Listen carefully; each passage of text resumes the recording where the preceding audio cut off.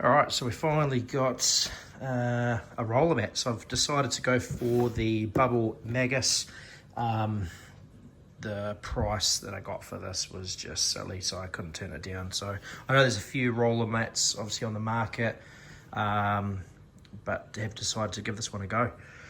Now, my tank, surprisingly, has been pretty clean, pretty crystal clear, just with the filter floss. So I'm interested to see obviously what this does and how much of a difference it actually makes.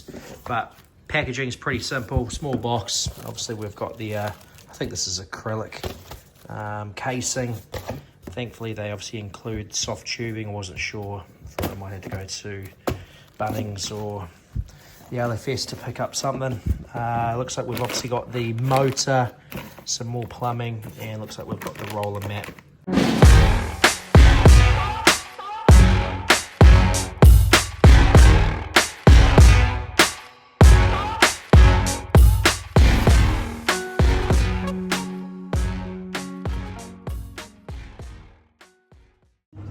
Alright, so I'm currently in the process of installing the roller mat. So the chiller pipe was funneling into this compartment. I kind of wanted for it to flow around through the heater back into the return. I think I'm going to have to cut this. The pipe won't fit back there with the roller. It fits, there's a bit of room, but with that pipe it's quite thick. It's a little bit too much of a tight squeeze. So I think I'm going to have to put it back into the return section. And then I've got a saw, I'm going to cut this. Here's obviously the extension. Shout out to the boys at the Coral Shop. This is going to fit into the tubing, 40mm, and that fits perfect onto this here. So we'll keep you posted. Might do a bit of a spring clean. I just did the skimmer cup, and might siphon out some of the sump area. What a mission. Slow and steady wins the race, I guess. Okay, so just plugged in. Got the adapter in, primed, cemented it. I've cut down the tubing. I don't think I need a, what do you call them, just to kind of clamp it down. It's not pressure, it's water coming down, so it should be fine. I was thinking about cutting it a little bit more, but looks like it's okay. Okay, so a bit of an update. So I think I'm going to have to get rid of this Cade section here. I'm struggling to get the water level. So this is one of the smallest skimmers on the market. Now you can obviously adjust the height on how far it goes down, and then obviously you want your water level to be where the float switch is, so it will turn on and off, right? Now the issue with this is they've got electronics, the motor's connected here.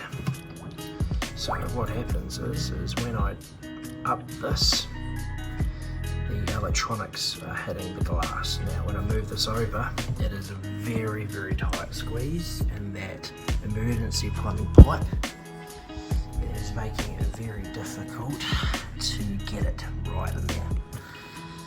So it's not working. So I'm going to play around and I might connect it to this section here. Alright, so I didn't film it, but I ended up moving. I ended up taking out the refugium trays, putting this here. I just couldn't figure this thing out. So basically I had a bit of a blur. So I put it back there.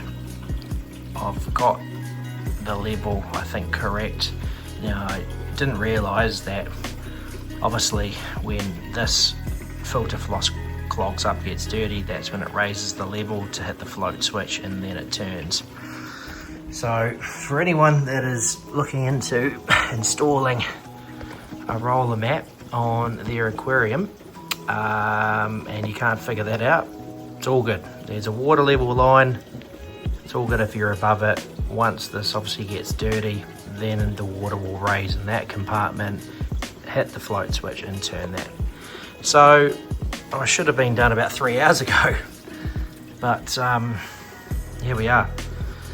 Obviously took off that, added the soft tubing, probably a little bit more can come off, but I was playing around and just in case if I had to move I needed the length. I've put in just some filter floss here because I've stirred up the sump quite a lot, so hopefully it doesn't make the tank super dirty. Yeah, look forward to seeing how this rolls, but I'll keep you posted. Alright, so I was running for maybe about half an hour. I went to go just to make sure everything was running good, and then you wouldn't believe it, this right bulkhead started leaking, which pissed me off. So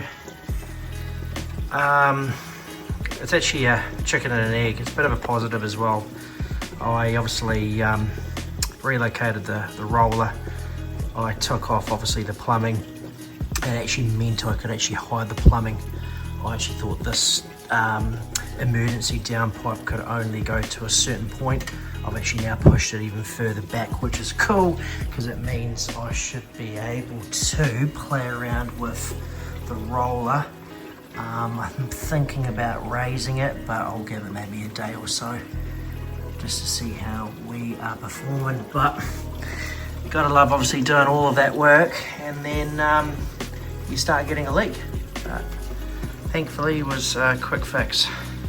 Right, so quick little update on the tank. So I purchased and arrived last week one of the Hanna salinity checkers.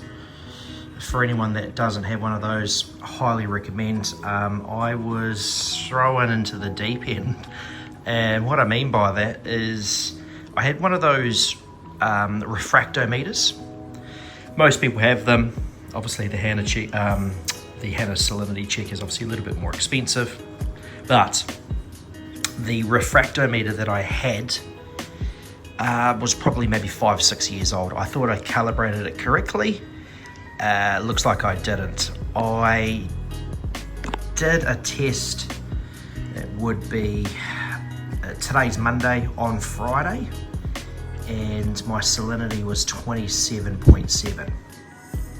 So as all can obviously appreciate, that's dangerously low. And I'm actually surprised the fish and the corals seem to be okay. Now, that might be one of the reasons why the frog spawn has obviously had some issues, maybe with obviously the leather. So over the weekend, I didn't do a dramatic, I did a small water change, maybe about 50 litres. On the Friday, increased it to about 28.8. Saturday, did another small water change, adding in maybe about 3 or 4 buckets, taking water out, adding water in. It's currently right now, being Monday, 29.9, so nearly at the 30 mark. I'm going to do another water change later on today. Since I've obviously done that, you can see the gonny is slightly pissed. I'm trying to do it slow and steady because I know obviously the corals and the invertebrates will feel it the most. Now, on Friday being, I wanted to do a bit of a test on the tank, and I got a couple of peppermints. As you guys know from the previous video, I thought I had Aptasia. I think this here is a feather duster. Not 100% sure, but I think it might be. And the reason why I think it might be is I got some SPS frags last week. A couple of new additions. And then also on the other side of the tank, just to kind of build out the back. Now, one of the plugs I thought had aptasia, but it was like a bit of a worm, like a tube, I should say. And with doing a bit of research and speaking to a couple of people, I think it was a feather duster. Now, that frag that I got for free came from the same spot many moons ago, but that's why I think it might be feather duster. Correct me if I'm wrong. If you guys think it's aptasia, let me know, but I'm thinking it is a feather duster. Now, did a bit of an experiment. I chucked in a couple of peppermint shrimps. Now, I'm a bit nervous, was nervous regarding the wrasse. I thought this guy it would be a nice lunch for the wrasse, because I know they can be a little bit finicky with shrimps. I ideally wanted to actually have a cleaner shrimp in the tank, but in Australia, a couple $100 for a cleaner shrimp, it is a very expensive snack for that guy. So wanted to do a bit of an experiment. I chucked them in and literally disappeared. Now, I did a feeding, and I'll show you a video obviously in a second, but I did a feeding this morning and one of them actually came out to try collect some food. So super happy that one of them is still alive, hopefully the second one. And also with the salinity issue, I'm surprised that shrimp is still alive. So yeah, bit of a drama, but yeah, it's a bit of a work in progress. Obviously with the salinity, I'm going to slowly increase it every single day. I'm not going to do a massive shock to the system. So yeah, we'll keep you posted. It's been 24 hours now since I've used and installed the roller mat. So far so good. I'm not 100% sure if I've got I noticed the water level was up this morning and water was coming out of this part here. And the float switch is on this side, which is a little bit high, so I'm not sure if the water level will get that high enough. So I did a manual turn. So I'm going to go to one of the local shops just to check out to make sure I've done this correct. But so far so good. We'll keep you posted on that there. I did move the devil's hand. Obviously the lights have just come on, and this has been doing really well since moving it here. Pop's fully extended, but as I said, the lights have just come on, so the extension on a lot of the coals are quite minimal. And then, as I said, with the frog spawn, slight update on that there. It seems to be doing okay. I have a feeling, guys, it's got a lot to do with the salinity issue, but we'll keep you posted. If you made it this far, appreciate you, and we'll see you on the next one.